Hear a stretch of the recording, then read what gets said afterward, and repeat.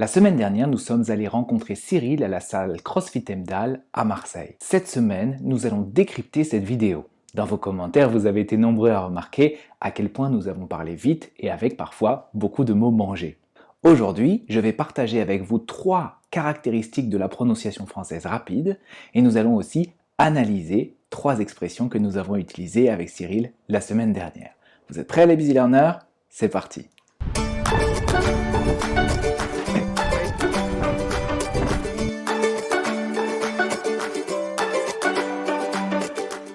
Bonjour à tous et bienvenue sur la chaîne d'Expat Langue, la chaîne YouTube dédiée aux personnes qui apprennent le français pour s'installer en France ou tout simplement pour découvrir la culture française. Moi c'est Jean-Baptiste et je suis professeur de français. Avant toute chose, n'oubliez pas de vous abonner à la chaîne et d'activer les notifications pour ne pas manquer les prochaines vidéos.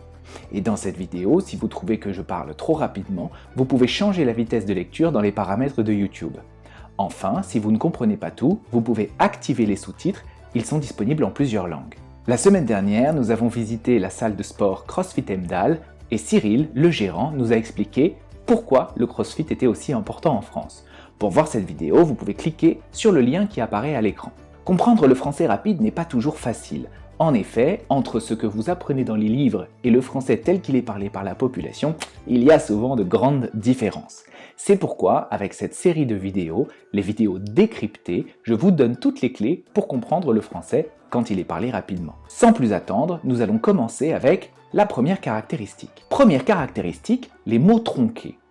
En français, il n'est pas rare, pour aller plus vite, de couper les mots. Écoutez ce premier exemple. Quand tu viens le lundi, tu fais les pecs. Quand tu viens le lundi, tu fais les pecs. Les pecs, c'est la forme raccourcie du mot pectoraux. Quand tu viens le lundi, tu fais les muscles pectoraux. Ça signifie, quand tu viens le lundi, tu travailles les muscles pectoraux. Tu fais des exercices qui te permettent de développer cette partie du corps. Les pectoraux deviennent donc les pecs.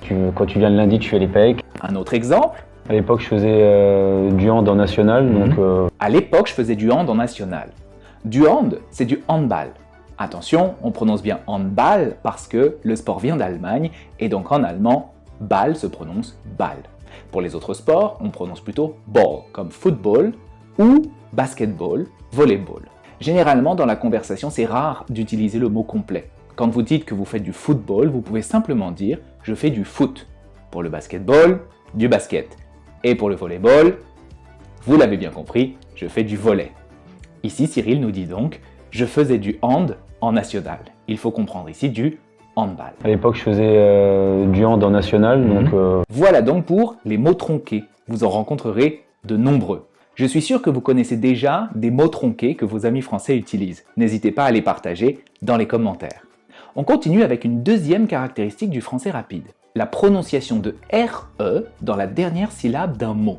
En français, lorsque la syllabe RE se trouve en position finale d'un mot et qu'elle est précédée par une consonne, eh bien souvent, on ne la prononce pas. Écoutez les exemples suivants. Après, tu as des medballs, c'est les gros ballons qui vont être de 4 kg jusqu'à 15 et plus. Des gros ballons qui vont être de 4 kg jusqu'à 15 et plus se transforment. Être se prononce et, 4 se prononce 4. Des gros ballons qui vont être de 4 kg jusqu'à 15 et plus. Être de 4 kg. Après, tu as des medballs, c'est les gros ballons qui vont être de 4 kg jusqu'à 15 et plus. Et pour terminer, il y a très peu de boxe, on est 2 vraiment dans le centre de Marseille.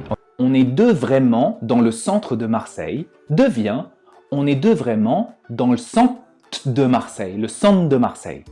Ici, une petite difficulté supplémentaire. On a le T de centre et le D de de.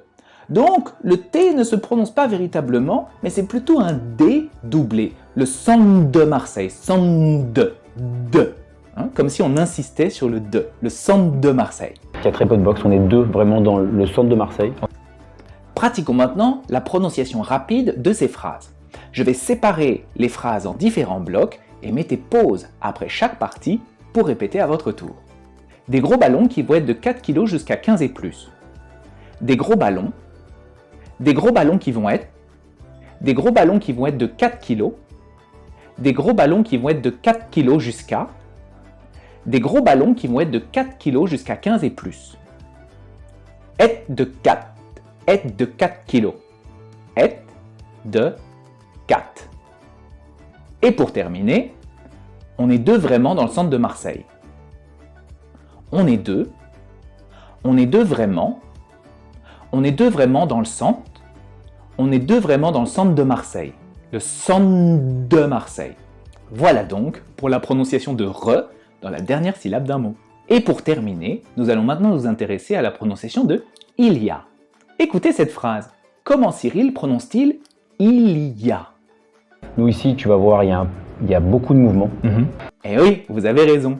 Cyril ne dit pas il y a, mais y a. Ici, tu vas voir, il y a beaucoup de mouvements, se transforme en ici, tu vas voir, il y a beaucoup de mouvements. Le il est complètement supprimé. Il y a beaucoup de mouvements. Nous ici, tu vas voir, il y a beaucoup de mouvements. Un autre exemple? Oui, j'ai vu Choquer le corps, on a vu les entraînements cet après-midi, c'était très intense, C'est ça. il y a eu beaucoup de sueur, mais il y avait une ambiance de malade. C'était très intense, il y a eu beaucoup de sueur et il y avait une ambiance de malade, se transforme en c'était très intense, il y a eu beaucoup de sueur et il y avait une ambiance de malade. Ok? Donc, il y a se transforme en ya, il y a eu se transforme en y a eu et il y avait se transforme en y avait. Dans toutes ces situations, le il tombe et le i est mélangé avec le verbe suivant. Y a eu, y avait. Comme si c'était un seul mot.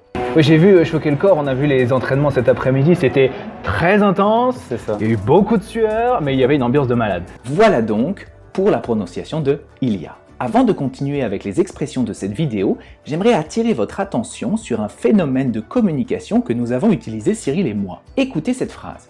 Donc j'ai connu le CrossFit il y a 8 ans à peu près. Comme ça, un magazine de CrossFit. J'ai connu le CrossFit il y a 8 ans à peu près. Comme ça, un magazine de CrossFit. Vous voyez ici que la phrase n'est pas exactement complète. Cyril aurait pu dire « J'ai connu le CrossFit il y a 8 ans à peu près, comme ça, en lisant un magazine de CrossFit. » Ou dans un article dans un magazine de CrossFit.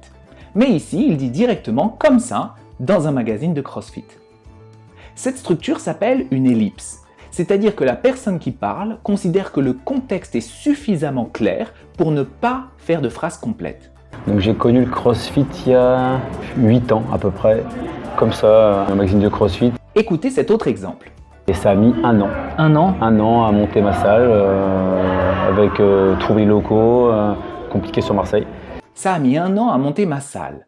1 an avec trouver les locaux, compliqué sur Marseille. Ici encore, Cyril aurait pu dire trouver des locaux, et ça, c'est compliqué sur Marseille. Mais dans cette situation, il a coupé la phrase et dit directement trouver des locaux, compliqué sur Marseille. Encore une fois, on trouve ici le phénomène de l'ellipse. Dans ces deux cas, l'ellipse n'est pas trop compliqué à comprendre. Le contexte est suffisamment clair. Mais dans d'autres cas, il est possible que la conversation entre deux natifs ne soit pas accessible pour vous, car l'ellipse fait appel à un code culturel ou un code de société que vous ne connaissez pas. Donc ne vous inquiétez pas, il est normal que vous ne compreniez pas absolument tout dans la langue. Et ceci me donne une bonne occasion de vous rappeler qu'apprendre une langue, ce n'est pas seulement apprendre des mots, c'est aussi apprendre la culture qui va autour et apprendre à connaître la population qui parle cette langue. Et ça a mis un an. Un an? Un an à monter ma salle, avec trouver les locaux, compliqué sur Marseille. Nous en avons terminé avec cette petite parenthèse. On continue maintenant avec les expressions. Première expression, écoutez.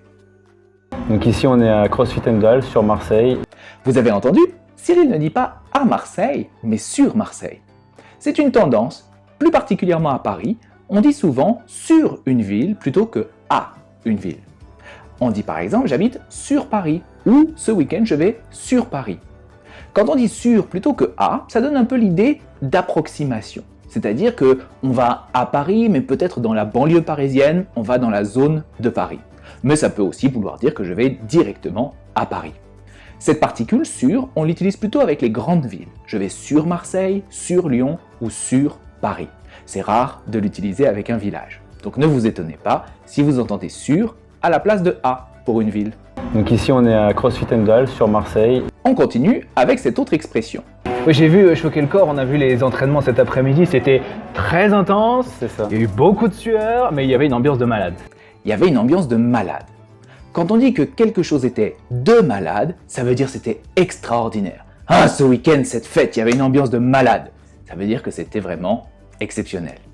Ou encore, le dernier James Bond, c'est un film de malade. Ça veut dire qu'il est exceptionnel, il y a des effets spéciaux incroyables.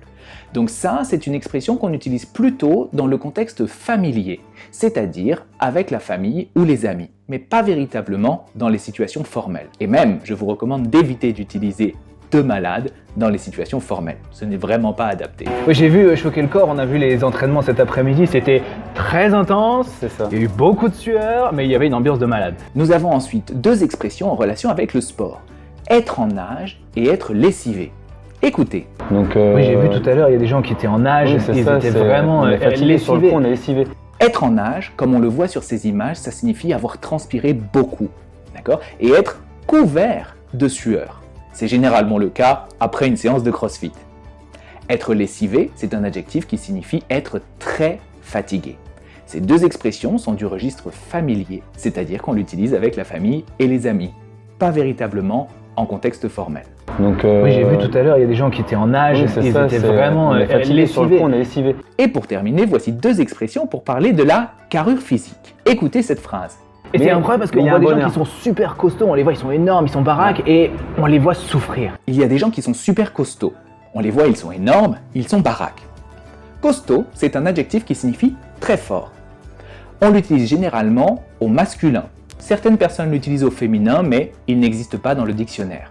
On peut dire d'une femme qu'elle est costaud, avec l'adjectif masculin. Mais c'est généralement un adjectif qu'on utilise pour les hommes. Costaud, ça signifie très fort, et aussi c'est une manière de dire d'une personne qu'elle est grosse, sans utiliser ce mot qui peut être compris de manière péjorative. Baraque, c'est l'adjectif contracté baraqué. Être baraqué, ça signifie être très musclé. Encore une fois, un exemple de contraction. L'adjectif costaud peut être utilisé dans toutes les situations, c'est un mot courant. L'adjectif baraqué est plutôt familier, à réserver donc à la famille et aux amis. Voilà, nous en avons terminé avec le décryptage de cette vidéo du CrossFit. J'espère que ça vous a plu. On se retrouve très bientôt pour de nouvelles conversations en français rapide. Quant à moi, je vous retrouve dans la prochaine vidéo et d'ici là, salut à tous et bonne chance avec le français les Busy Learners.